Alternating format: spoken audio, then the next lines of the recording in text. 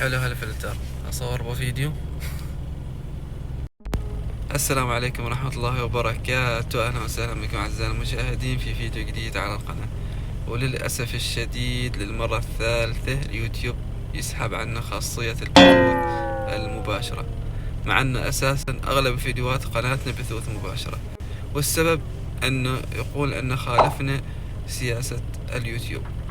فرحنا وسوينا اعتراض كالعادة على المخالفة، فراجع اليوتيوب مرة ثانية الفيديو ورجع وقالنا أنه ما في أي مخالفة على البثوث اللي قاسين ننزلها، بس عاد لحد ما ترجع الخاصية مرة ثانية للقناة يمكن يحتاج إلى شهر أو شهرين.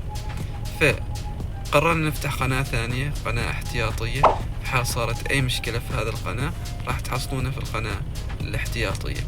وبالنسبة للبثوث أيضا راح نبث في هذه القناة الثانية. رابط القناة راح تحصلوه في الوصف، كلكم نزلوا تحت واشتركوا عشان نوصل أول شيء على القناة الجديدة 50 مشترك عشان نقدر نبث إن شاء الله.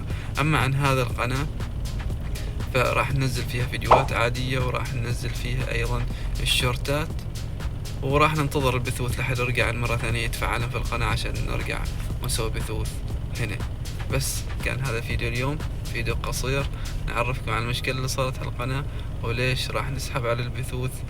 وفي النهاية إذا كنتم مشتركين في القناة تنزلوا تحت واشتركوا وفعلوا جرس التنبيهات عشان توصلكم مقاطع الفيديو أول بأول. ومع السلامة.